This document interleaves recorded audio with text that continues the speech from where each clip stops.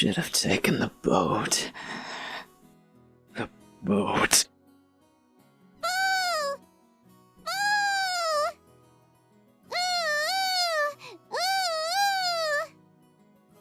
Maria, that's enough. But what a surprise. I thought there was nothing that could scare Battler-kun.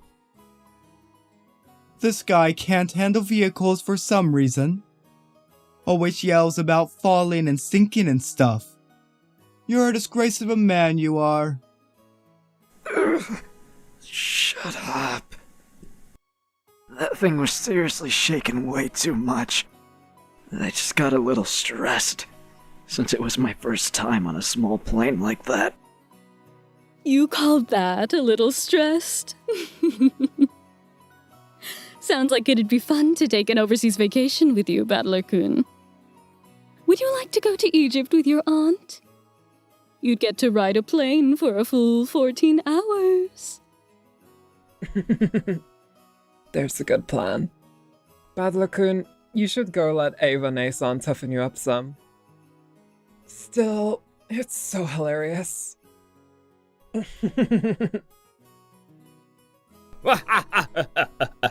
Now, everyone's got their own strong and weak points. It's bad to laugh at them. Dad, you're laughing too. Hey, Maria-chan, you shouldn't laugh anymore. Shouldn't laugh anymore?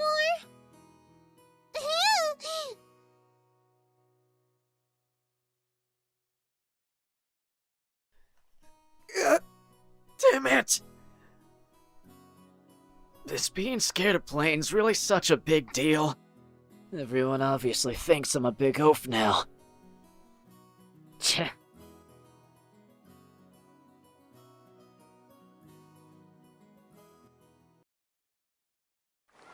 We split up and took separate taxis from the airport to the harbor. From there on, we would be taking a boat to the island. The islands are right next to each other, so the distance of the trip wasn't that great. By boat, it was a leisurely 30 minutes to the island. When we reached the pier where the boat to the island was anchored, we saw a figure waving at us. Nissan! It's been so freaking long! Ah, Jessica-chan. It's been a year since I saw you. You've gotten taller again, haven't you? Oh, don't give me that. It's embarrassing when you say it every year. Hey, Aniki. You've gotta be kidding me.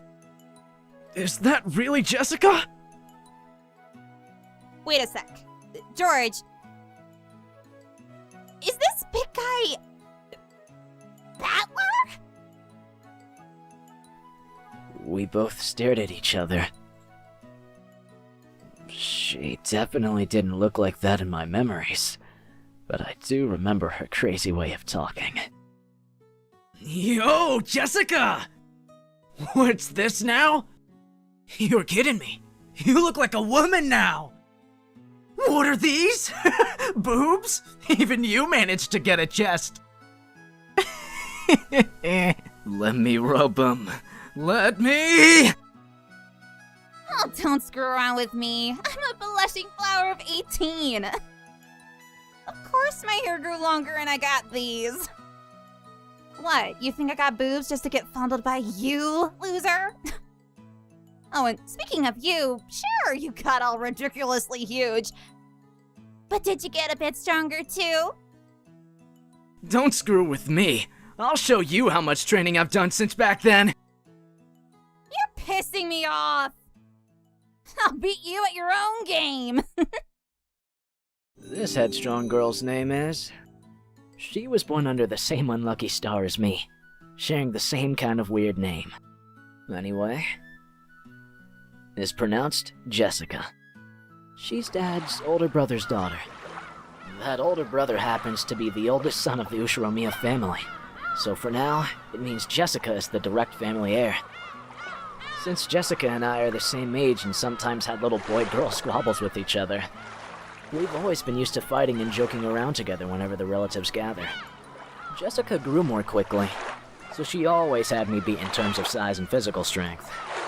When we scuffled in a contest of strength, it usually went Jessica's way. So even though I realized I'd grown bigger, part of my mind was still convinced that I couldn't beat Jessica.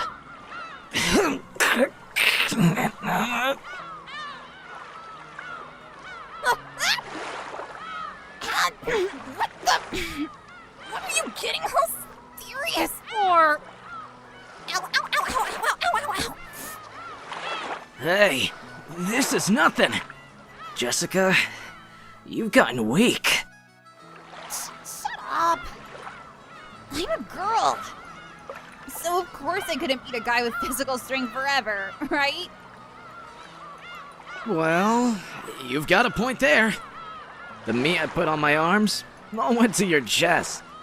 It looks like it'd be a pretty even test of strength between my arms and your boobs, don't you think? I told you, my boobs aren't for you to feel up. And besides, how about you? Did your cute little elephant song get a bit bigger to go with the rest of you? Stop it, idiot! No! You perv! I'll be ruined for marriage! Don't touch my crotch! Don't say stuff people are gonna misinterpret! Honestly, I was so surprised at how feminine Jessica had become that I had to joke around like an idiot to hide it. Well, considering what a bossy brat she was 6 years ago, anyone would be surprised. I guess she's just as surprised.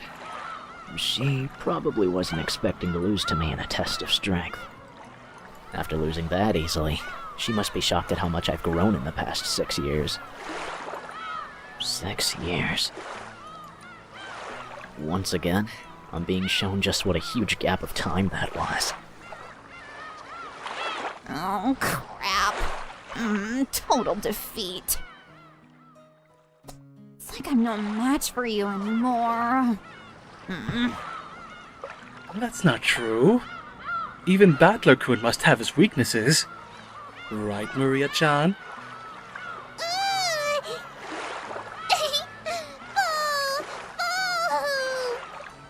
Shh! Cut it out, Maria! Let's keep that a secret, okay? Fall? What the hell are you talking about? Sorry, but there's no chance you'll see that weakness of mine now. After all, the nightmare plane trip is already over and done with. Only thing left is the nice, quiet splashing of the boat ride. I never thought I'd start loving that piece of junk boat this much. Huh? Joshi-san, is there something wrong with his head? You'll understand soon. Very soon. At the time, I didn't get what Aniki meant by that big smile. What do we have here? Oh, Battler-san, how big you've grown. Who's it this time? It's an old lady with an apron. Oh, yeah, that takes me back. I remember now. You remember her, right? Kumasawa-san, the servant. I could never forget you, Kumasawa-ba-chan. After all, you haven't aged a bit in these past 6 years. If anything, I'd say you're looking younger than ever. Lately, my skin's been getting quite smooth and silky. And look, hasn't my chest gotten bigger as well? How'd you like a feel? You're kidding, right? My breast fondling is strictly limited to bouncy girls. Oh, I was quite bouncy in my youth. Don't be shy, fondle to your heart's content. Give me a break. It's girls I'm looking for, not grannies. The jokes I'd cracked about Jessica were being turned against me. Come to think of it, Kumasawa has always been the type to tease people. Kumasawa-san, stop that now. People with one foot in the coffin shouldn't jump around. To sport with the young is the most rejuvenating medicine. It's rare for you to come pick us up, Kumasawa-san.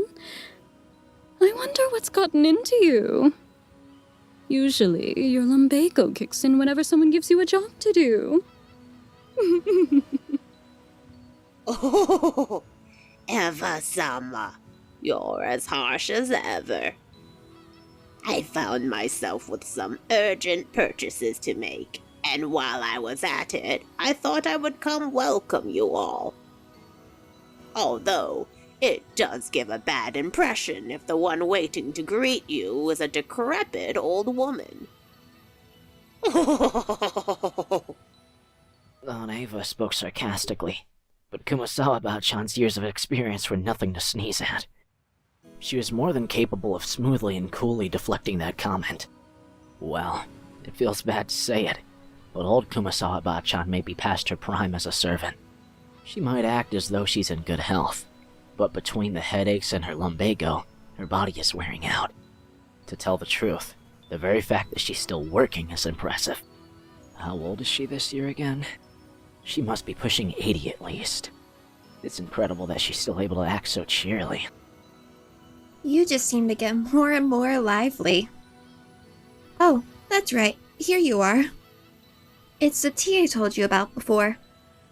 Look, I brought you some. Please do try it later on. Aunt Rosa took a souvenir bag out from her suitcase. To think that she remembered a promise that she'd apparently made last year and faithfully bought it. This sort of thoughtfulness was just like Aunt Rosa. She wasn't the kind of person that would forget or break a promise. Kumasawa Bao-chan seemed deeply touched. Not only that Aunt Rosa had remembered this year-old promise, but that she would bring a gift to a simple servant like her. This woman is Kumasawa Chiyo-san.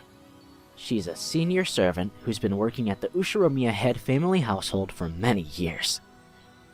As you'd expect from someone her age, manual labor isn't her strong point, but she's a kind of super servant who can handle just about anything else, from kitchen work to cleaning and laundry.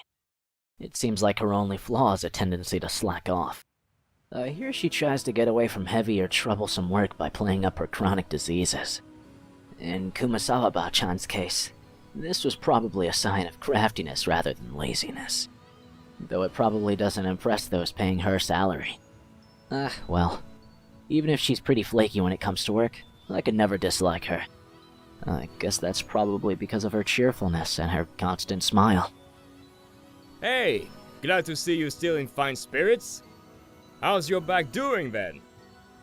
Even with the medicine, it's not getting one whit better. According to the doctor, nothing can be done for this one. It's what you might call an incurable disease. Anyway, Jessica-chan just keeps getting prettier. Good thing she takes after Natsuhi-Nisan. Really? Oh, personally, I don't even think we look alike at all. Well, I mean, I don't even want to look like my parents. Because I got zero respect for them. No, you shouldn't say such things. Though there are quite a few people who don't want to be like their parents in our family. Ah, that's me! You sure as hell better not take after me. Your nose looking like mine already pisses me off. What are you talking about? You're surprisingly alike, you and Father. Come on, you can't be serious. Just how am I like Dad? You're a lot like him, especially in how arrogant and prideful you are. Father's blood is especially strong in you and Nisan. Wouldn't you say, Rosa? Oh, absolutely. House Nissan and Rudolf Nissan are almost unbelievably like Dad. Alright already. Why am I the only one under fire from the girls? Hideyoshi Nissan, give me a hand, please. My, Rudolf-kun, you're always so popular with the ladies. I'm jealous.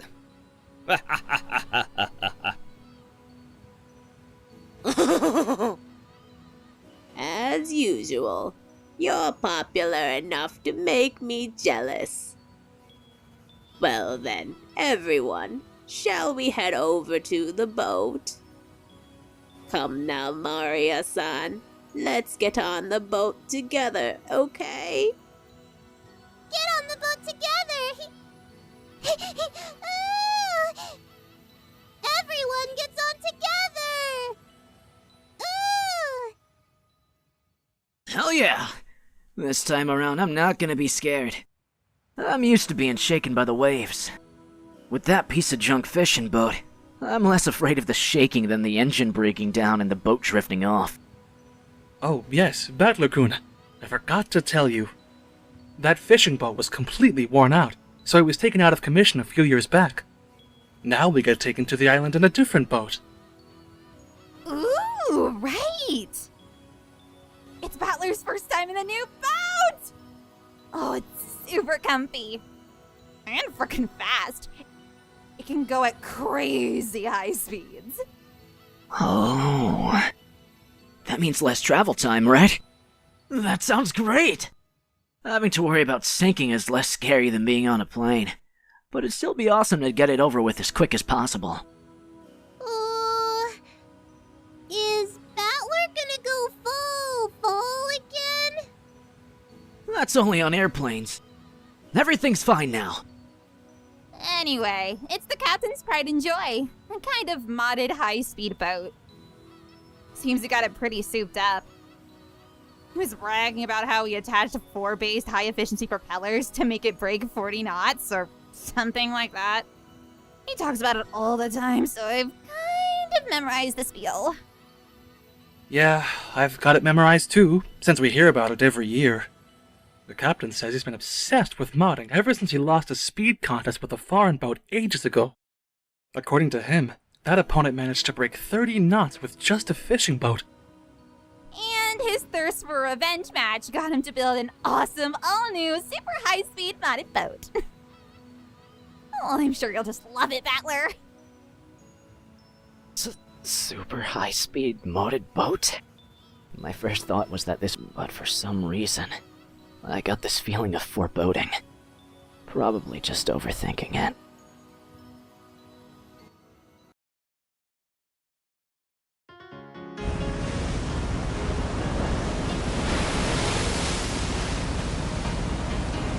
Hey, Battler, maybe you should just swim to the island. Battler-kun, you shouldn't lean over the railing too much. You might fall.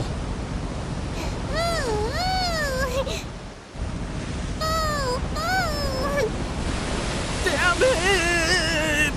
So this is why you're all grinning back there? So this is the super high-speed boat that the captain started modding. Oh yes. That piece of junk fishing boat from 6 years ago doesn't hold a candle to this guy. It's shaking! It's shaking! Gonna fall! Fall!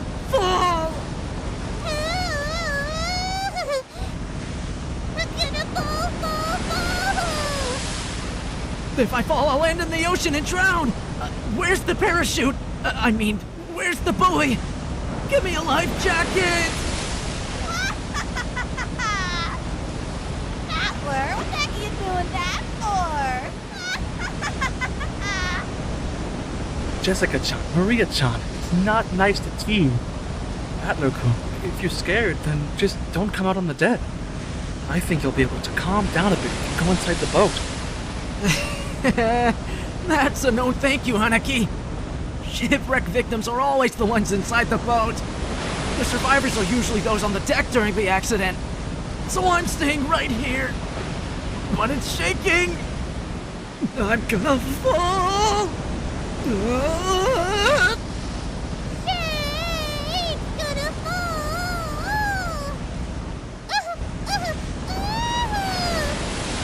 Maria, I told you to behave yourself.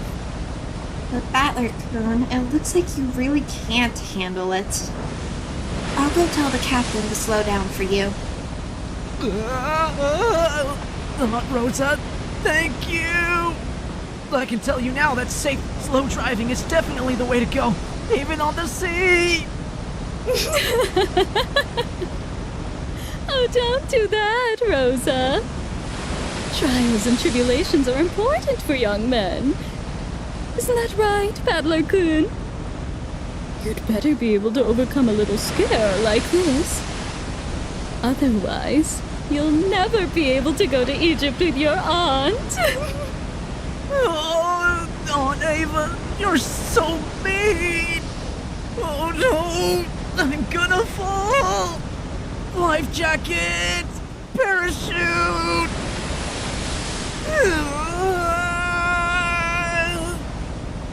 Wait, gotta spin it around and think that way.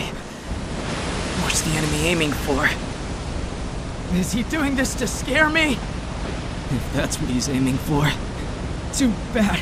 Like hell, I'll be scared! Oh no, I'm gonna fall!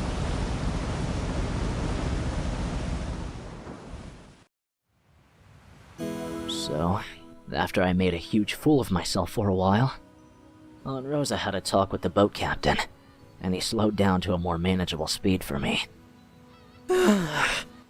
That's a bit better. Thought I was gonna die earlier. Apparently, the max speed I can tolerate is extremely slow. But that just now was completely insane. The whole boat was shaking, sliding and leaping on the ocean's surface. It felt like I was riding on the back of a flying fish. Jessica was still guffawing at me as I leaned against the railing, tired and disheartened. I lost in that stream contest earlier, but I am glad to know I am no worse off where it really counts. Seriously?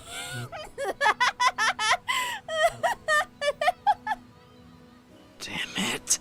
Go ahead and laugh. One of these days, I'm gonna find your weakness and get back at you, and then your boobs will be mine to squash. Yeah, sure. Good luck with that.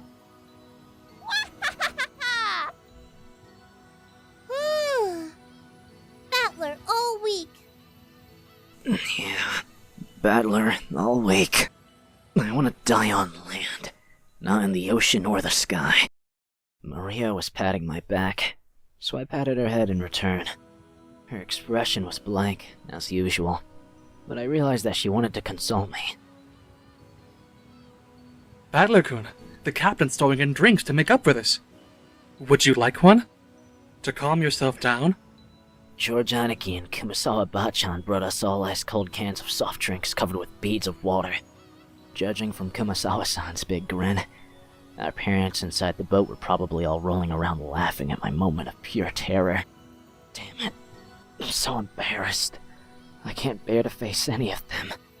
If I didn't change the subject somehow, I had the feeling I'd be the butt of everyone's joke for the whole trip, so I tried to think of something harmless to talk about. Hey, Jessica. How are Uncle Kraus and Aunt Natsuhi doing? My old man and mom? Unfortunately, they're fine. Though every other word out of their mouths is study, which pisses me off. Oh, I'm so jealous. Since it doesn't look like Uncle Hideyoshi or Uncle Rudolf would say stuff like that. Oh no. Before I had my exams, my parents kept pressing me about it over and over. I thought it was annoying then, but now I'm grateful. I knew it. You really are awesome, Aniki. Anyway, I have to look after myself. No one tells me what to do! Well, it's not like I'd listen if they did. Battler-san, have you still not returned to your parents' home? Well, I kinda go back now and then. I've got lots of clothes and stuff left at the house I was living in until recently. Battler has 2 houses? Something like that. Why? Why do you have 2 houses? Ooh. Only Maria, who couldn't really grasp the situation, voiced this naive question. However, the others just shot nervous glances at me, choosing not to respond even though they knew the answer. Maria! Look, you can see the harbor now! Look, over there! Can you see it?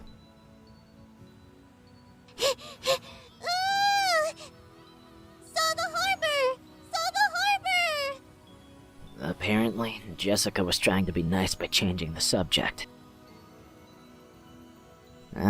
Well, I'd rather not talk about it if I can help it. But it's uncomfortable to have it treated like some kind of weird taboo. I don't mind it that much myself anymore. I may be a member of the Ushiromiya family, but the truth is that, for these last 6 years, I've been living with my grandparents on my late mother's side, and I've even been using her family name. When those grandparents passed away one after the other, I basically had no choice but to go back and live with the old bastard. Don't get me wrong, I didn't just run away from home or anything like that. The only one at fault here is my dad. I don't really blame Kyrie-san. Being able to hold that old bastard's reins and ride him out is no mean feat. Still, the way that old bastard betrayed my mom... Well, unfortunately, I still haven't fully gotten over that. We'll be getting there soon. Georgianiki cleared his throat, trying to change the subject. Please forgive my indiscretion. It seems this old woman has said too much already. If I have hurt your feelings... I don't mind it. And no one's feelings are hurt. Don't worry, Kumasawa-ba-chan. Kumasawa-san seemed to regret speaking out of turn. But I was more concerned about being worried over for something like that, so I stood up and passed it off lightly.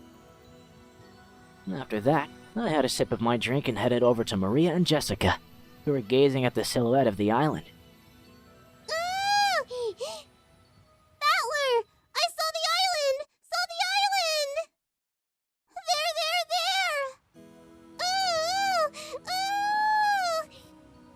There! Where is it? Oh, I see it now. Even after 6 years, the island hasn't changed a bit. The small island silhouette in front of us had gotten pretty close. This island's name is Rokkenjima. It's a small island about 10 kilometers around, located in the Izu archipelago. Since they call this archipelago the Izu 7, lots of people think that there are only 7 islands, but that's not true. There's actually several more, and Rokkenjima is one of the minor islands that don't get counted. Even if that weren't the case, I doubt you'd find many people who knew about this island. Only people connected to the Ushiromiya family ever go there. In other words, outsiders and tourists never have any reason to care about it. So, you'll never find this island's name in a travel brochure. After all of Rokkenjima is an estate possessed by the Ushiromiya head family. Only the Ushiromiya family lives there, and only people connected to the Ushiromiya family come and go to and from there. There's nothing there except a harbor and a mansion. The vast majority of the island is still just uncultivated forest. Such a waste, when it could be made into a nice golf course or something. However, when you realize that the entire coastline is a private beach, it starts to sound pretty magnificent. You've probably guessed by now, but to put it simply, well, the Ushiromiya family is just rolling in dough. The head family apparently possesses a vast fortune, and Dad and the others who make up the branch families have built up plenty of wealth for themselves, finding success in their respective businesses. I've been living a commoner's life at my grandparents' home these 6 years, so I'd completely forgotten. But the old bastard's house really is elegant, and everything about it is tuned to match the snobbish tastes of the annoyingly rich. Come to think of it, I guess that makes Georgianiki, Jessica, Maria, and me wealthy high-class gentlemen and ladies. Needless to say, none of us think of ourselves that way at all. I don't see myself as being rich, and Georgianiki, who takes self-discipline very seriously, doesn't let himself get too comfortable.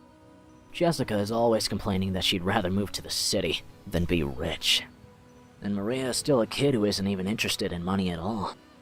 Does that attitude really make us any less snobbish? From the perspective of people in poverty who can't pay the bills, we really have been blessed with a lot. This isn't the place to explain any further, so I won't. Anyway, it's the same as not being able to choose the parents you're born from. I didn't ask to be born into a rich family, and I don't think it's really something to be envied. It can be pretty tiring when people are prejudiced against you just because you're rich and refuse to judge you by your own merits.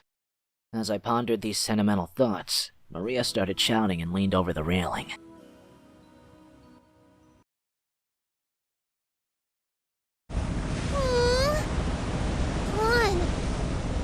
What's wrong, Maria? Did you drop something?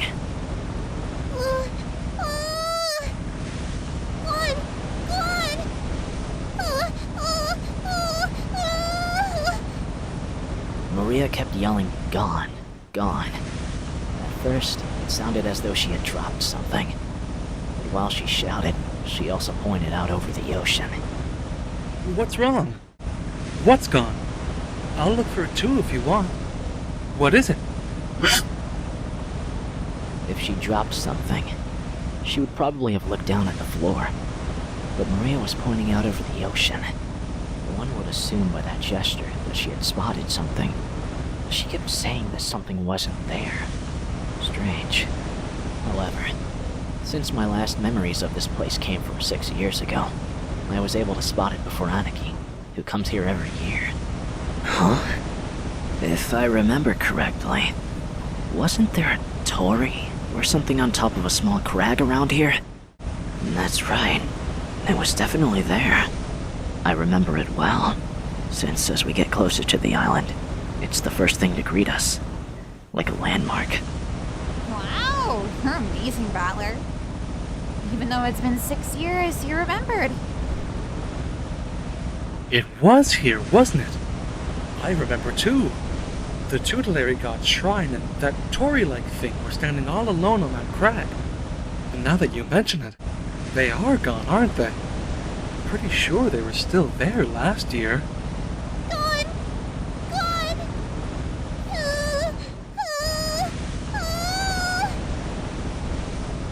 Maybe they were washed away by the waves or something. It was a small crag, so it probably got worn away over time. Well, that's my theory too. It was last summer that it disappeared. But they say an enormous lightning bolt came crashing down one evening and smashed the shrine. The fishermen whisper that having a thunderbolt fall upon our honored tutelary god must be a portent of approaching misfortune. Kuwabara, Kuwabara.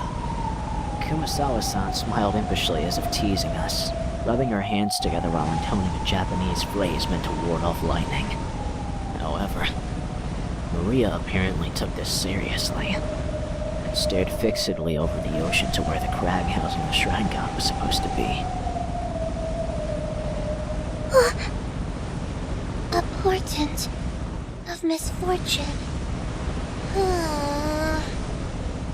Enough! Kumasawa-san! Maria isn't old enough to get that kind of joke. It's okay, Maria-chan. It's just a coincidence. Nothing scary is gonna happen. George Aniki put a hand on Maria's shoulder to calm her down, but Maria's sharp-eyed expression didn't waver. Misfortune. Misfortune. Maria muttered that word over and over. Apparently, repeating a single word over and over is a habit that Maria's had for a long time. However, since the word she was saying was literally an ill omen, it was a bit creepy.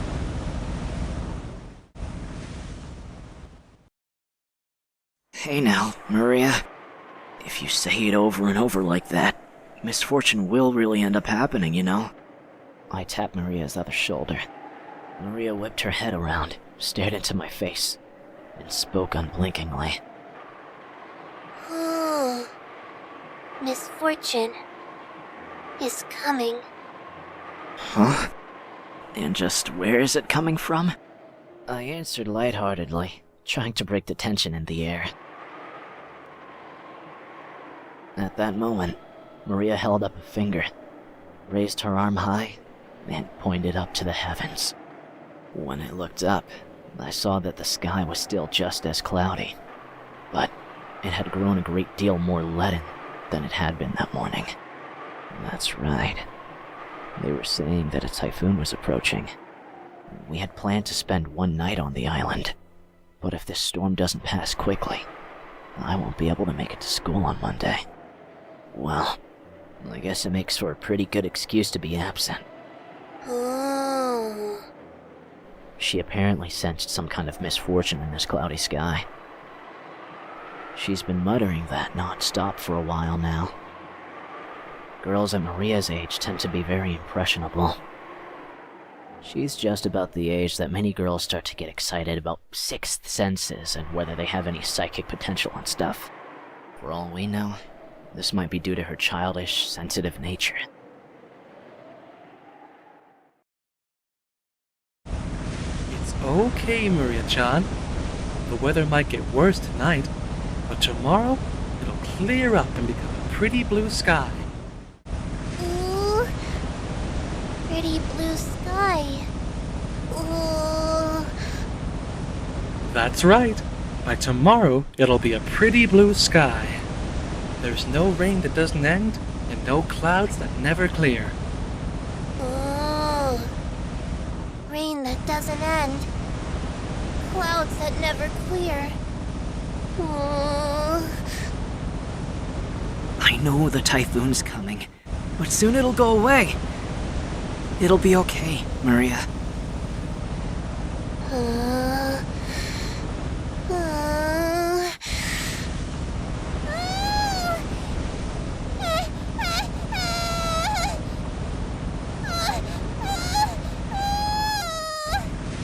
Maria started yelling, "Ugh." It looked as though she was having a tantrum because no one could understand what she was trying to say. What in the world is Maria trying so desperately to warn us about? Unable to understand her, we couldn't help but feel a vague sense of misfortune. I've heard that everyone can feel the supernatural, but that it weakens as you age. That might mean that Maria, the youngest one of us all, still possessed some kind of sense that the rest of us had lost. I wonder if that sense is sending her a warning. At that moment, Kumasawa-san quietly opened her mouth. Rumor has it that long ago, Rokkenjima was. Kumasawa-san, let's not talk about that right now. Just as Kumasawa-san was about to tell some kind of story, Jessica sharply interrupted her. Jessica's tone was extremely firm for her. I wanted to push her further, just out of simple curiosity. But judging by the look on Jessica's face, whatever Kumasawa-bachan was likely to say would probably make Maria even more uneasy. If I did try to press her for the story, the odds were pretty good that it wouldn't be anything bright and cheery.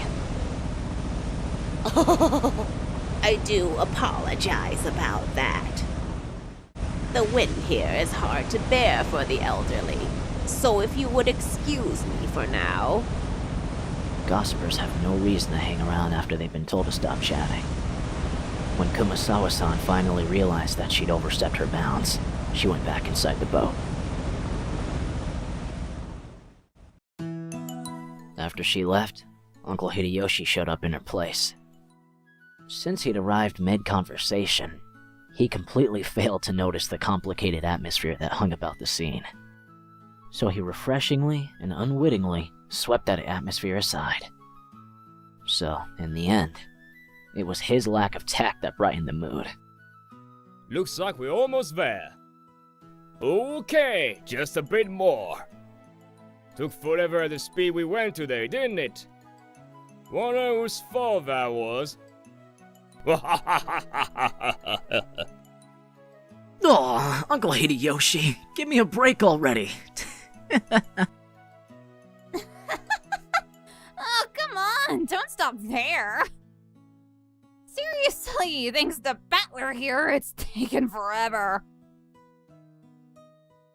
Aww. Maria probably thought that everyone was refusing to listen to her. She hung her head, wearing a fretful expression. As she did, George Aniki crouched down to meet her eyes and spoke to her kindly. Maria-chan, there's nothing to be afraid of, because we're all together.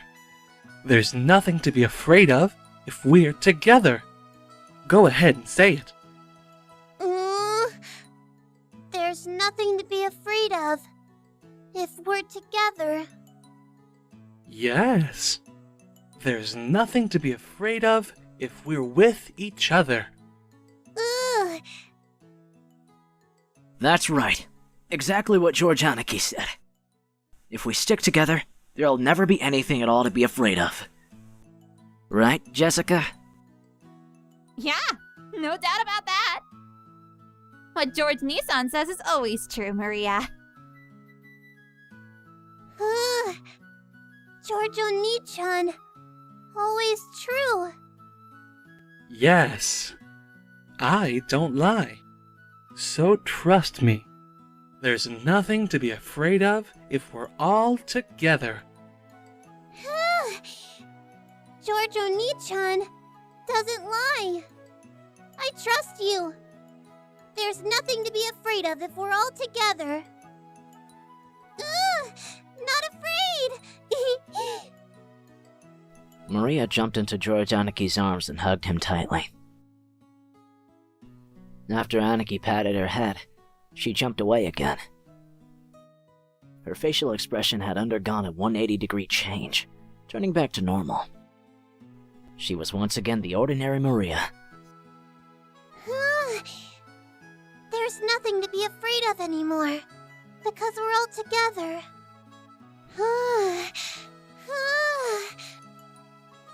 Yeah, that's it. You look all better now. You're strong, and that's awesome.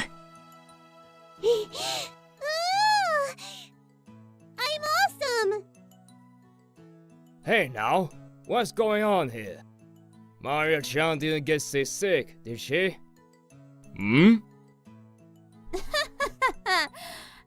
Well, something like that. I'll be arriving soon. The harbor was already drawing near.